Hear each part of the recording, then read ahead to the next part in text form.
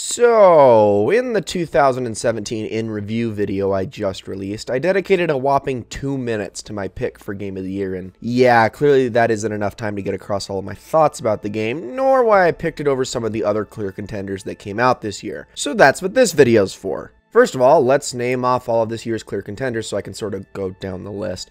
Alright, so Mario Odyssey, Cuphead, Breath of the Wild, Nier Automata, Nioh, Persona 5, What Remains of Edith Finch, Divinity Original Sin 2. Gotta throw Tekken 7 in there. Okay, maybe it's not a clear contender, but it's one of mine. Maybe Pyre, I guess, Sonic Mania 2, and then of course the game I actually picked, which is Horizon Zero Dawn. Alright, first of all these games, gone. I didn't play any of them. For the most part because they didn't pique my interest, but Cuphead, Persona, and Mario Odyssey are the 3 games I really wish I could have played, and I didn't. The first 2 because I never really got around to them, and Mario Odyssey because I don't own a Switch. Would I have picked them for Game of the Year had I played them? I don't know, probably. Maybe. I mean, there's a reason I didn't just jump on Persona and Cuphead as fast as I could. A game's gotta have that gripping appeal from the outset, right? And Odyssey, while I don't doubt it easily could have joined Sunshine and Galaxy in my all-time favorite platformers list, I get this strong feeling that it wouldn't have quite topped Horizon Zero Dawn. Okay, so what about the games I did play? Well, Nioh and all the Soulsborne games just aren't that much my cup of tea. I like hard, but these games teeter on frustrating a bit too often for my liking, and frustrating just isn't fun in my opinion.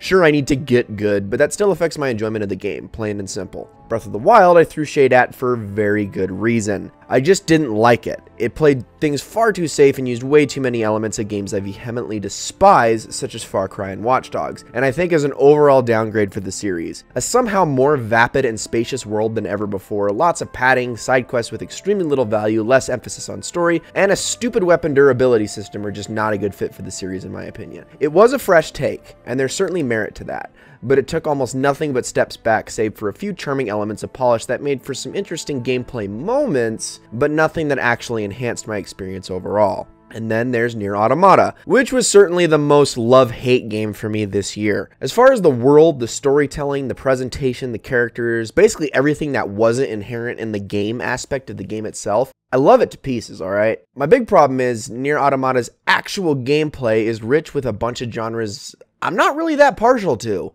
I like Platinum Games' stuff, but it isn't always my cup of tea, and I can only enjoy it in short bursts sometimes. And man, Nier did nothing to change my opinion on that. I think I made it about halfway through the game, almost to the end of Route B before I just gave up and spoiled the rest of the story for myself through YouTube videos. Cheap, I know, but I wasn't enjoying the gameplay. Is that such a crime? I mean, I guess, but if I can't have fun enough with the game to want to continue to experiencing the story, as excellent as it is, by the way, then it's gonna have to be a hard pass for my Game of the Year. Though believe me, I'd love to dissect and analyze the plot to this game someday because it is absolutely as good as everyone says it is. Oh, Yoko Taro, you are a genius. And then that leaves Tekken 7? Well, okay, nobody else is giving this a nod, but this is probably my number 2, honestly. Because 1, I love Tekken. Like, really love Tekken.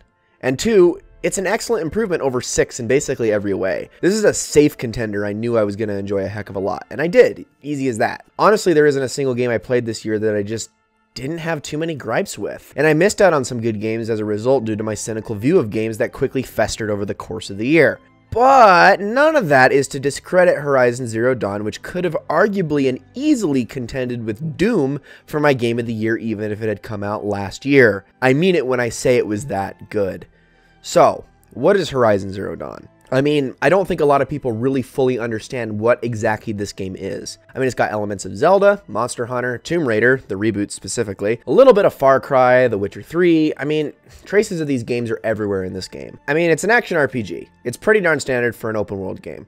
Big cutscene starts the game, play through a couple linear things to set up the story, major event happens, world opens up, player is allowed to follow main quest or pick up side quests, go to points of interest, do whatever they want within the limitations of the world, etc. Extremely formulaic and standard for an open world game when you strip away all context and nuance. Absolutely. And you'd be absolutely forgiven for thinking Horizon Zero Dawn is just like all the rest, because on the surface, it is. But every mechanic you are familiar with in games I mentioned a minute ago is meticulously crafted to be given more depth, more character, simplified yet fully realized, and more importantly than anything else, made more fun. I said it before, I don't like open world games because every single little aspect of 99% of these games feels like it's padding. It's a big sprawling landscape and the developers feel like they have to give players things to do within it. Horizon Zero Dawn doesn't do that at all. Instead, the developers clearly show they want to give players things to enjoy. This world is so expertly handcrafted and full of details, it's unreal. You can pick up little Easter eggs and pieces of lore almost everywhere you look. No singular task, no matter how minute,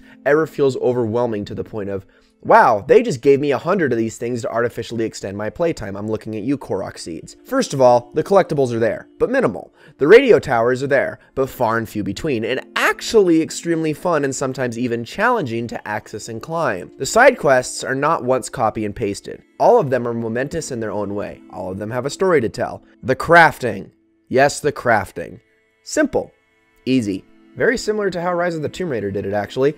Inventory management isn't a hassle. Resources are available in spades. Never do you feel harassed by the system. I mean, that's all crafting systems ever do, right? Rarely do they make you feel true desperation or like you're actually struggling for survival. One could argue then, what's the point of having it in the first place? And that I can agree with, but I digress. It's by and far the most bearable implementation of the damned system I've ever encountered in all my years of gaming. Enough so that I really quite enjoyed it. Okay, so that's all of the usual game design sins out of the way that Horizon managed to not only not commit, but actually get right. What about the other stuff? The combat, first of all. Oh my gosh, is it ever good? Hey, you know Monster Hunter? Has that series ever looked like really cool to you, but the mechanics just seemed really daunting and you don't have friends to play with? Horizon Zero Dawn is your answer. My goodness, is it fun. There are so many ways to go about combat with so many varied weapon types, with several weapon types serving functionalities at different ranges, traps with varying degrees of effect, ropes to tie down creatures, straight up explosive to just blow things up, weapons you can snatch off of other machines or even from other humans. I mean, the combat never gets old for the entire runtime, and then some. It's just constantly fresh, and the number of enemy types and combinations of enemies and groups just makes the experience a constant thrill ride. I mean it when I say the combat's fun, even with the weakest of enemies all the way up to the very end. And the biggest and baddest machines of them all are just, oh, I never get tired of it. This is everything I've wanted both Monster Hunter and the Tomb Raider reboots to be. It gets it all right. The visuals, in case it wasn't already obvious, are excellent. Plus, it does get a lot better on the PlayStation 4 Pro, like significantly so. And the footage you're seeing now is off of a standard first edition PS4, so let that sink in for a sec. It's very arguably the best looking game of the year. The sound design is stellar. The soundtrack is my favorite this year. I'm sorry, but Persona's jazzy music and Nier's vocal-heavy orchestral music aren't my thing quite as much as the woodwind and string-heavy old-world style music you get out of Horizon. This stuff. This is my jam.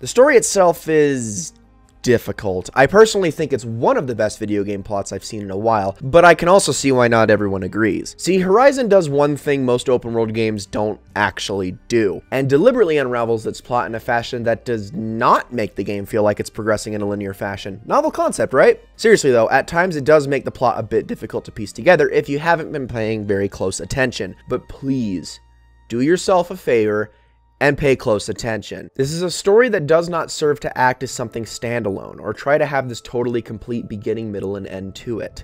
It's not a 3-act structure story, but rather one of the best pieces of world building I've ever experienced. It fleshes out the world. It helps everything make more sense. That's all it does. And it's told in an interesting way. The voice acting during these quest lines is phenomenal. Some of the best voice acting games have given us really ever. I praised Aloy before, and I'll do it again. She is so well written by the developers and very well portrayed by Ashley Birch. Like, I'm willing to make a case for best female protagonist in games right here, guys. She's not written to be a good female lead. She's written to be a good character in general. There's nothing about this character that the writers are trying to tell you. She's not written with any trait in mind. She's just written to be Aloy, which is the exact philosophy video game writers should always be using with every character, but I digress. Another positive, especially this year, is the business practices surrounding Horizon Zero Dawn. I mean, it did nothing. In the era of games pushing loot boxes, this is a game that has loot boxes in it, and you can't buy them with actual money. Like, is this real? Is this a game that came out in 2017? And then there's the expansion pack that actually came after the fact, mind you. Wasn't marketed beforehand. It's seriously one of the best expansions ever. And I mean that. It adds good, meaningful content. More stuff that's as good as the base game and plenty of it. Plus, if you're looking for a real challenge because the base game couldn't give it to you, just play the game on hard, people. The Frozen Wilds is definitely going to give it to you, Sunshine. It's quite a step up, and it's certainly worth every penny. Look, Horizon Zero Dawn took everything about open world games, a genre I legitimately don't like, and turned every last one of those stereotypes on its head. It fixed almost every problem I have with the genre as a whole and transformed it into something good. I fully concede this is not going to be everyone's cup of tea, but damn it if it didn't impress me far more than I expected with all the excitement I had building up to the game's release. I genuinely mean it when I say this is definitely the best open world game I've ever played. And man, I want it to succeed. I really do. Because it represents everything right about video game progress, transforming the genre, improving on existing mechanics, building better worlds and experiences, and not preying on its consumers in any way, shape, or form. All of that and more is why Horizon Zero Dawn is unquestionably my 2017 Game of the Year. I hope this explanation suffices.